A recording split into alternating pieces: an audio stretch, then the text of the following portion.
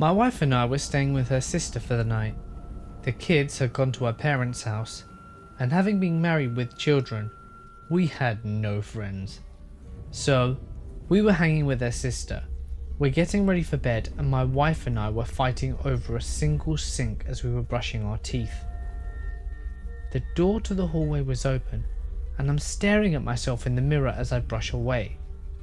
I then see my sister-in-law walk past me wearing a white skirt and pants, not 3 feet away from me mind you, and go down the hallway towards the living room and the kitchen. Now the layout of this house means that anyone and everyone needs to go down this hallway by the bathroom to move between the bedrooms and the kitchen and the living room. So knowing that my sister-in-law had travelled that way, and being kind of a dick, I figured I could sneak up on her and scare the crap out of her. So I leave the bathroom and head on down towards the living room. No one is in the living room, so I head sneakily towards the kitchen, knowing that this is the only room she could be in. I jump, yelling loudly out in the kitchen, and there's no one there. The only other place she could have gone is out into the garage, so knowing my yell would have either alerted her. I walk over to the garage and notice that the deadbolt is still engaged. I turn the lock open and close it again, pondering what the hell is going on. Just as I'm doing so, a hand touches my back and I nearly shit my pants. Turning around so violently, I nearly punch my wife in the face. She tells me that she's sorry that she scared me, and it only serves me right for locking her sister in the garage. She assumed that by locking and unlocking the deadbolt was me trying to lock her in. I tell her that her sister is not in the garage, but she doesn't believe me because I'm kind of a dick sometimes, so she opens the garage only to find it pitch black. She looks at me puzzled and says that she saw her walk past me and down the hallway in her white shirt and pants. And I tell her that's what I saw too. Both of us walk back to the kitchen. The hallway is completely dark except for some light coming out from under the door at the end of the hall. We start walking back slowly up the hallway and nearly shit ourselves as her sister opens the door wearing all black. Later that year at Christmas, my wife's parents hear our story and start laughing. They tell us about a dozen stories about the lady in a white dress that they've seen again and again, and I have not stayed there since. Last night I was in my kitchen alone and just making myself something to eat around 3 AM or so, when I could feel that there was something near or around me. Whilst pouring myself a drink, I noticed some sort of dark shadow quickly disappear around the wall, which had a little mirror cabinet in the corner, so I can see right around that wall. And of course, there is nothing there. At this point, I can feel something tug at my shirt collar, and the hair on my neck stands up on edge. So I quickly finish making what I have and get back to my room ASAP. I know for a fact that I am the only person awake, as my sisters are asleep and my brother is out, Mum at work and Dad asleep in his room. So any and all noises I heard outside my room were definitely not any of them. I've listened to a lot of stories on here, and half the time I think that it might be just my mind playing tricks on me, but at this point I know that something is causing me to feel uneasy about the kitchen, or at least being in that part of the house alone. So after a couple of minutes I went to put my plate away and basically received confirmation that there is something here. I have a weird paranoia about stuff, so I will always check to make sure that the balcony door is closed and locked, that there is no excess stuff plugged into outlets, that the fan and lights in the living rooms are off, that the sink isn't on, and that the stove dials are off, and I turn them slightly just to check to make sure they're in position. Then last, I check to see that all the bolts on the lock and the main door are locked. Just before I went into my room with the plate, I did all 5 and then went to eat. Once I came out not long after, I felt the same feeling again and quickly washed my plate and glass, but then what I saw confirmed it all. In the living room, we have this little cabinet with boxes in it that slide out for storage purposes. At the time, it was completely filled, and there is no way anyone could have moved it without making a noise. And I need to just reiterate, no one has ever moved this since we put it on the exact spot where it sits. But as I walked back to my room, I turned around in horror and saw that it was sitting about a foot towards from the wall. Now, had anyone moved it forward to grab something that may have fallen behind it, they would have obviously put it back right away, because my mother would have flipped out. And to be honest, now that I think about it, you can't really drop anything behind the cabinet to begin with, as the entire cabinet is squared off and everything would be contained inside. But as I moved it back, I looked around to see if anyone was awake. But no. I turn back and go through my 5 steps again, and the first thing I notice is that the balcony door is slightly open and that the latch is in the upward position, meaning that it's unlocked. I have never seen anyone in the house just leave it in that way, and there's no way that the handle could have just moved itself upwards, fighting gravity. This confirmed that something is in the house. I swept every single room and found no one, so I was sure there was no intruder, and I left no spot for them to hide. This is only just the start, as something even creepier happened to me the next morning. I had decided to go check the posts downstairs as I got ready. As I stepped outside, the light right above me started to flicker. I know that's cheesy as shit, but I still got that uneasy feeling, so I knew it might not just be the bulb that's about to go, which, by the way, would a bulb just go dimmer and then stop working rather than flicker? Anyway, I always look around as I walk down the hall, and I noticed that the stairwell door was shut fully. The apartment in front of mine and all the others along the hallway were also shut fully. And I thought, now this is the perfect time to get a video of all of this. So I turned around and started to record. Then, well, you can hear for yourself. No wind in the hallway, no doors that needed to be closed, and on these floors you can't hear what's going on the other floors. These doors are pretty heavy, so no gust of wind or anything would just slam them. Also, it's 30 degrees and humid, so no wind at all unless you're outside.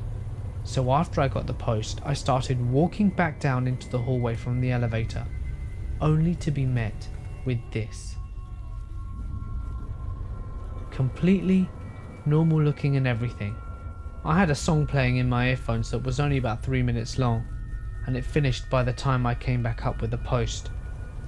I am seriously scared. So my cousin and I thought it would be a good idea to visit a ghost town that was located nearby. We had heard stories from other relatives saying that they saw a woman and a daughter in a dress standing or walking by the side of the road. Whenever they passed, their mobile phones would either die or completely lose signal, and one of my cousins said his car stopped working as soon as they passed them. So, 7 of us got into a big van and went to the ghost town to see if the paranormal activity was true. We were just talking and laughing in the van, making fun of people who did get scared of the town, and that they were probably just imagining things. None of us had ever been to the ghost town before, and we didn't really know when we would reach it. As we crossed a bridge that led into the ghost town, the scenery completely changed. A huge fog appeared out of nowhere and covered the whole town and the bridge relatively quickly. At that point, the laughter in the van died out, and we were all dead quiet because we knew we had entered the ghost town area. We parked the van on a dirt road that was just a little outside of the ghost town entrance. We turned off the car and closed all the windows and just sat there, looking into the dark, empty houses. It felt as if the houses were full of ghosts, just looking at the van as if we'd invaded their space. The atmosphere was so tense that after 5 minutes of just sitting there in the dark, the driver of the van suddenly turns the car on and drives out of the town. We all wonder why he left so suddenly, and we ask him, but he wouldn't answer. He parked in a nearby petrol station and his face was extremely pale. He finally started talking and said that he saw a small girl walking behind one of the houses coming towards the van, and he was petrified. You could see him trembling. He ran inside the gas station and the cashier saw his pale face, and surprisingly, he asked the driver if we had just come back from the ghost town. We told the cashier that we just had, and that the driver had supposedly seen a little girl. The cashier told us that he had passed by the town a few times and saw the same thing. He advised us that if we really wanted to experience something paranormal, we should wash the car down with those little window wash things that they have at the gas station. We thought this was a good idea, so we went outside and washed the car all around. We washed the top of the car, the sides, the doors, and all the windows and all the mirrors. We washed the windows inside the car, and we took paper towels to completely dry the car on the inside and the out. We then sat in the petrol station parking lot for a good 10 minutes, talking to see if we were brave enough to go back or if we were just going to go home. The driver was pretty shaken, so someone else took over and we headed back to the ghost town. We went back onto the dirt road and travelled into the centre of the town this time. We sat in the van for 15 minutes, just looking out for signs of a girl or any signs of activity in the houses. I can't explain how tense the atmosphere was. There were 7 of us, all aged 17 plus, in the van, and we were reduced to holding hands. That is how scared we were. It was weird, but everyone was so scared that we couldn't help it. And after about 20 minutes in the centre of town, I had begun to see a figure in the distance. It seemed like the little girl everyone was talking about, but something was odd. It didn't look like she was walking. She was making these odd movements as if she was limping or something. I told everyone to look into the distance and everyone said they saw her also. We watched her for about 3 to 5 seconds. The figure looked like it was getting up, and we realised that she had been crawling and was beginning to stand up.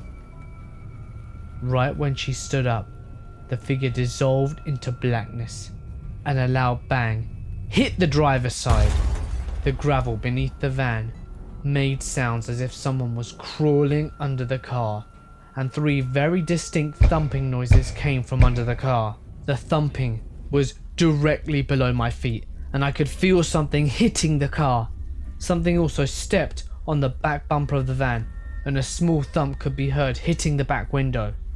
I made the decision that we should leave immediately, and so we did. We got to the gas station, everyone got out the car, and we all saw it. On the driver's side mirror was a fresh handprint.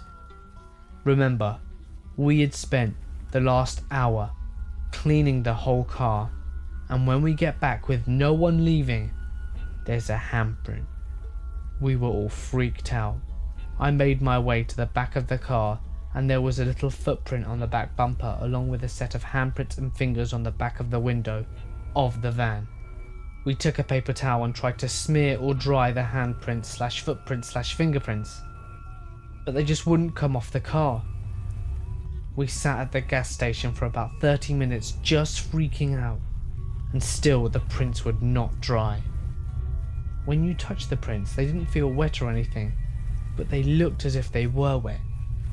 Everyone was scared to get out the back of the van, but we eventually did. We made sure not to drive the van directly to someone's house, because in our culture, something could have clung onto the van and tried to follow us home. So, we went to a nearby Walmart. We stayed in the store for about 45 minutes and came out. The prints were still on the van. We had to call someone to get us, and we left the van in the Walmart parking lot until the next day. The prints eventually disappeared, and we took the van back to my cousin's house. I am never going to a ghost town again. My wife and I had just gotten married and decided that we wanted to see Napa, drink wine, and just do married people things. Either way, my mum had offered to let us stay over on the drive down. Some backstory. My mum has lived in the house since I was in junior high. It's a townhouse, so you always hear people next door running up and down the stairs at all hours of the night. So in the middle of this night, I'm awoken to someone pounding up and down the stairs rather loudly. Just like always, I think. So I have to use the bathroom. I get up as quietly as I can to not wake my wife, who tends to yell at me when I do, and go upstairs to use the bathroom. When I open the door to the hallway, I notice that the pounding has stopped.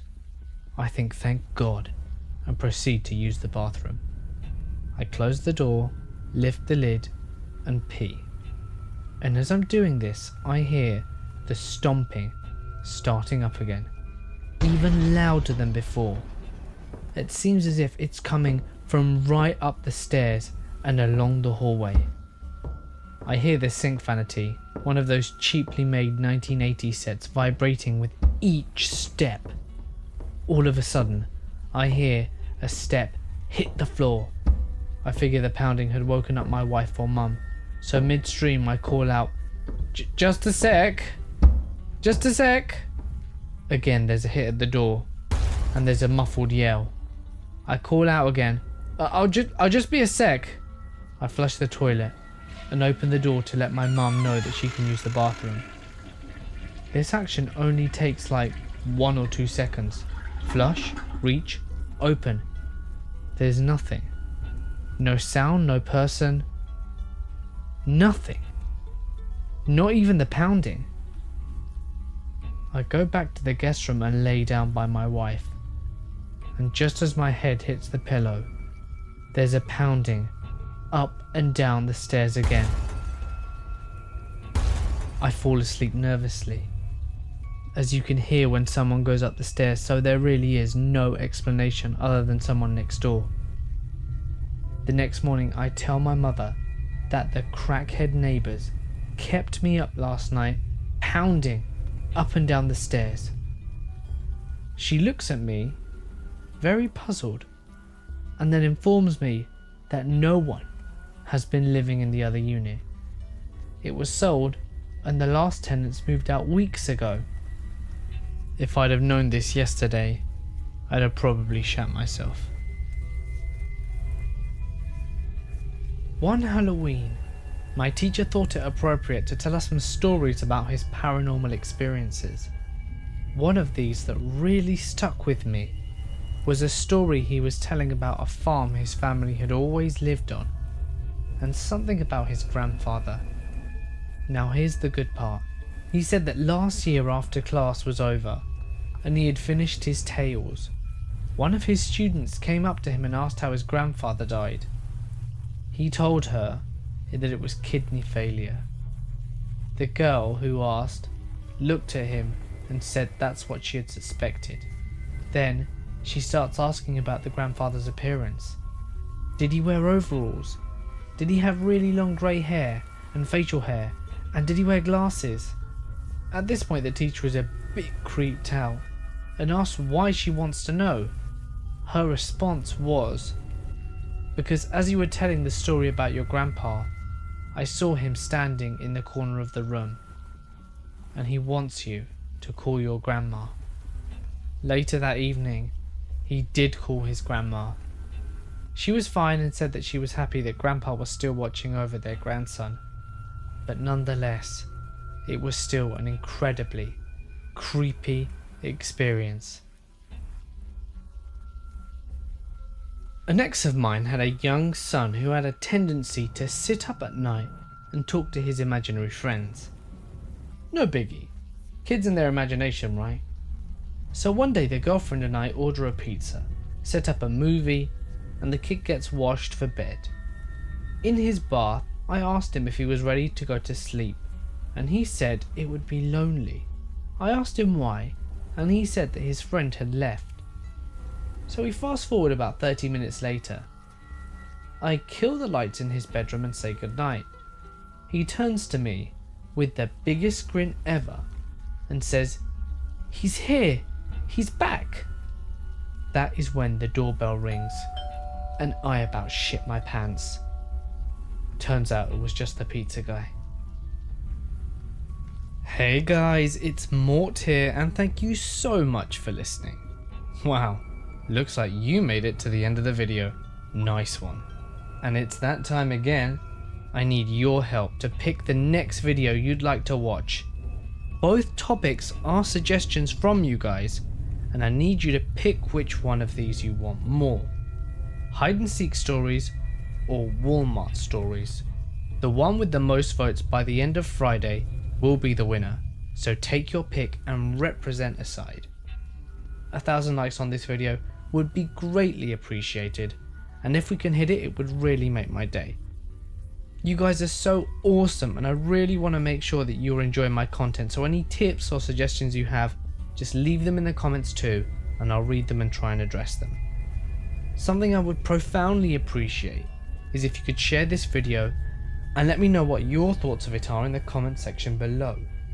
Remember, you can also email me your own creepy experience to my email, which can be found in the description. But just remember to give me your consent, otherwise I can't use it. And don't forget to follow me on Instagram and Twitter, because I love spamming all your news feeds. But anyway, for now guys, I'm going to sign off. Stay awesome, and I'll see you guys in the next one. Here are some examples of it moving. I had a dream where the doll is on my bedroom floor, under a pile of birthday presents. The next morning when I wake up, it is now on the other side of the room, right beside my bed. And after this, I am mildly freaked out. None of my housemates will go into my room, as I know that they respect my personal space. After this event, I felt mildly freaked out, and my housemate agreed to take the gollywog into her room. I then go away to Devon for a camping trip, and upon my return,